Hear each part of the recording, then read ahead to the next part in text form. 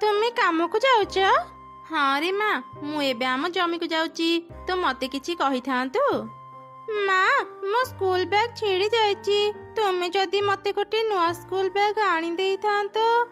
ଆଚ୍ଛା ଆଚ୍ଛା, ତୁ ଆଉ ମନ ଦୁଃଖ କରନି। ଆଜି ମୁଁ କାମରୁ ଫେରିବା ବେଳେ ତୋ ପାଇଁ ନୂଆ ସ୍କୁଲ ବ୍ୟାଗ ମୁଁ ଏବେ ଯାଏ। ଏମିତି କହି ମା ଚଢ଼େଇ ତା ଜମିକୁ ଗଲା। ସେ ତା ଜମିରେ କାକୁଡ଼ି ଚାଷ କରିଥିଲା।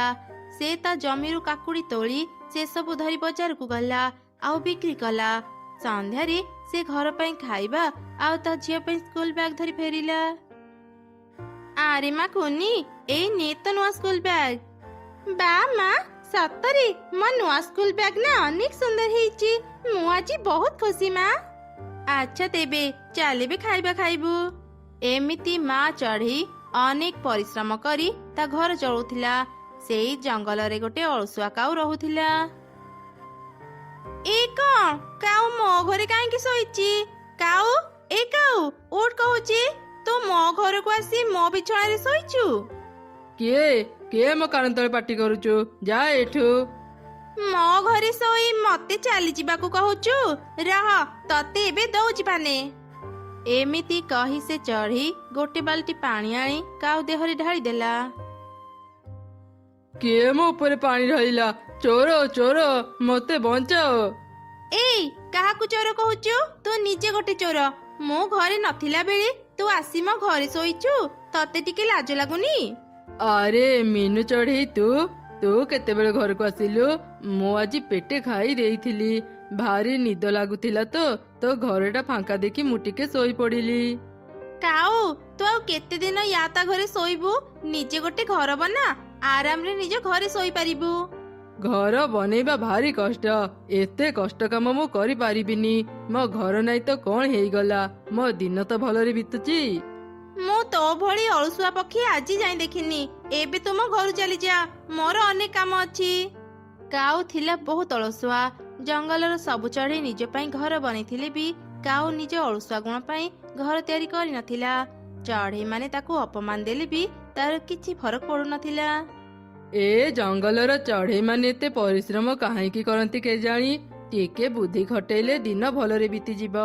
ମୋ ଦ୍ୱାରା ପରିଶ୍ରମ କାମ ହେବନି। ମୁଁ ଏବେ ଯାଏ ମଣିଷ ମାନଙ୍କ ଜମିରୁ କିଛି ଦାନା ଖାଇ ଆସେ। ଏମିତି ଚିନ୍ତା କରି କାଉ କୃଷକର ଜମିକୁ ଯିବା ପାଇଁ ବାହାରିଲା। ରାସ୍ତାରେ ସେ ଦେଖିଲା ଚଢ଼େଇ ତା ଜମିରେ କାମ କରୁଛି। କାଉ ଚଢ଼େଇ ପାଖକୁ ଗଲା। ଆରେ ଚଢ଼େଇ, ତୁ ଏତେ ବଡ଼ ଖରାରେ ତ ଜମିରେ କାମ କରୁଛୁ, ତତେ କଣ ଥକା ଲାଗୁନି? କାଉ, ମୁଁ ଯଦି ପରିଶ୍ରମ ନ କରିବି ମୋ ଘର କେମିତି ଚଳେଇବି କହିଲୁ? ତା ଛଡା ଆଉ କିଛି ଦିନ ପରେ ମୁଁ ମୋ ଜମିର ସବୁ କାକୁଡି ବିକ୍ରି କରିଦେବି। ତାପରେ ବର୍ଷା ଦିନ ନ ଆସିବା ଯାଏ ମୁଁ ଆରାମ କରିବି। ଆଗ ଯଦି ତୁ ପରିଶ୍ରମ କରିବୁ, ପଛରେ ତୁ ଆରାମ କରିପାରିବୁ। ସତରେ ତୁ ବହୁତ ବୋକା ଚଢ଼େଇ। ମଣିଷ ମାନଙ୍କ ଜମିରେ ତତେ ଅନେକ ପନିପରିବା ମିଳିଯିବ। ତୁ ଚାହିଁଲେ ସେଇଠୁ ସବୁ ପନିପରିବା ଆଣି ବିକ୍ରି କରିପାରିବୁ। ତା ନ କରି ବେକାର ଏତେ ପରିଶ୍ରମ କରୁଛୁ। ନା ନା, ମଣିଷ ମାନଙ୍କ ଜମିକୁ ଯିବା ଭାରି ବିପଦ। ଥରେ ଯଦି ସେମାନେ ଧରିଦେବେ ନା, ଆମ ଜୀବନ ଶେଷ ହେଇଯିବ। ତା ଅପେକ୍ଷା ମୁଁ ନିଜେ ହିଁ ପରିଶ୍ରମ କରି ଖାଇବା ଯୋଗାଡ଼ କରିପାରିବି। ମୁଁ ସବୁଦିନ ମଣିଷ ମାନଙ୍କ ଜମିକୁ ଯାଏ ଆଉ ଖାଇବା ଆଣି ଖାଏ। ତମେ ମାନେ ବୋକା, ସେଥିପାଇଁ ଖରା ବର୍ଷାରେ ପରିଶ୍ରମ କରୁଥାଅ। ମୁଁ ତ ଚାଲିଲି। ଏମିତି କାଉ ମଣିଷ ମାନଙ୍କ ଜମିକୁ ଗଲା ଆଉ କିଛି ମକା ତୋଳି ଆଣି ଖାଇଲା। ଏହିପରି ବେଶ କିଛି ଦିନ ବିତିଗଲା। ଦିନେ କାଉ ଜଙ୍ଗଲରେ ବୁଲୁଥିଲା। ସେତେବେଳେ ସେ ଦେଖିଲା ଚଢ଼େଇ ତା ବଡ଼ ଘର ସାମ୍ନାରେ ଛିଡ଼ା ହେଇ ଗରିବ ଚଢ଼େଇ ମାନଙ୍କୁ ଖାଇବା ଆଉ ଟଙ୍କା ବାଣ୍ଟୁଥିଲା। ଏସବୁ ଦେଖି କାଉ ଶୀଘ୍ର ଚଢ଼େଇ ପାଖକୁ ଗଲା। କିଛି ଦିନ ତଳେ ଚଢ଼େଇ ଅନେକ ଗରିବ ଥିଲା। ହଠାତ୍ କଣ ହେଲା ଯେ ସେ ଅନ୍ୟମାନଙ୍କୁ ଏମିତି ସାହାଯ୍ୟ କରୁଛି? ମୁଁ ଥରେ ତା ପାଖକୁ ଯାଇ ଦେଖେ।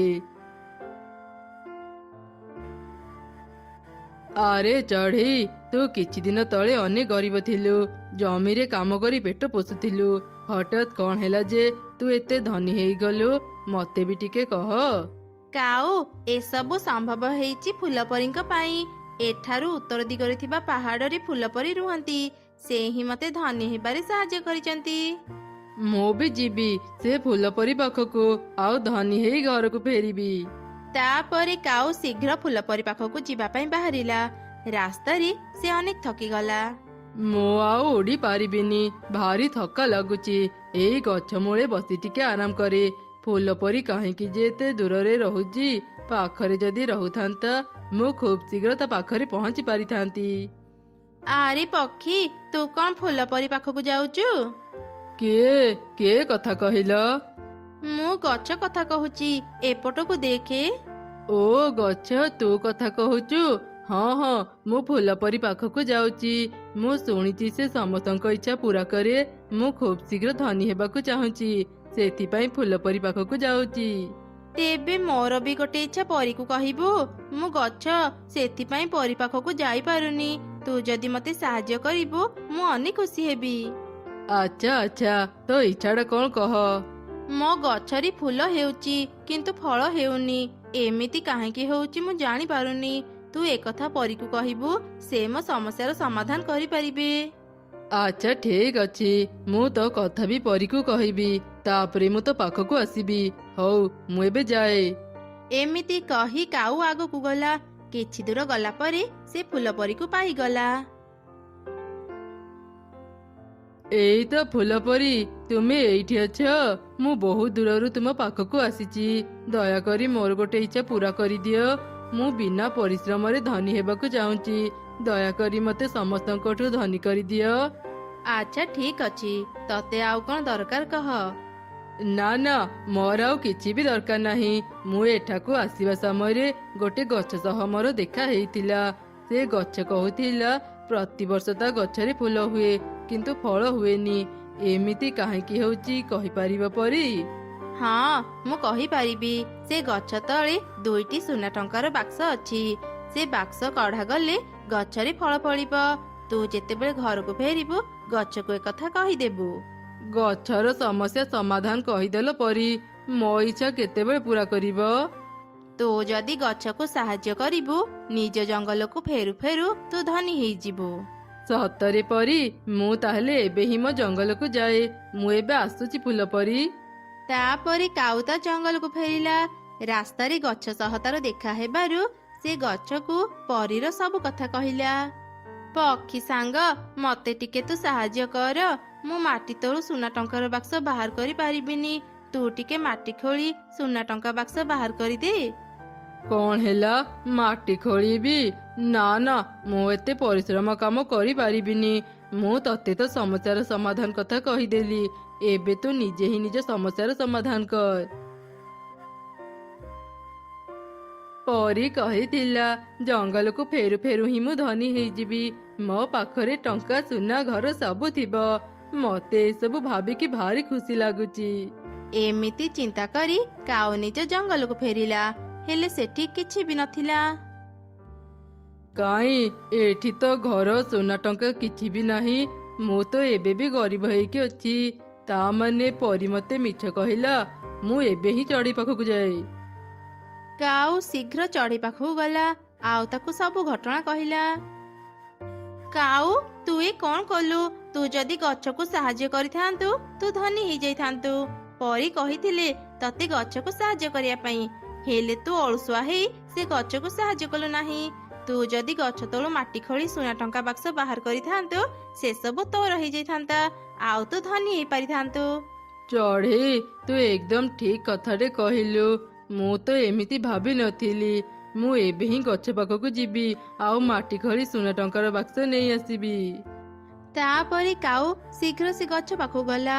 ହେଲେ ସେ ଯେତେ ଖୋଜିଲେ ବି ଗଛ କି ପରୀକୁ ପାଇଲାନି।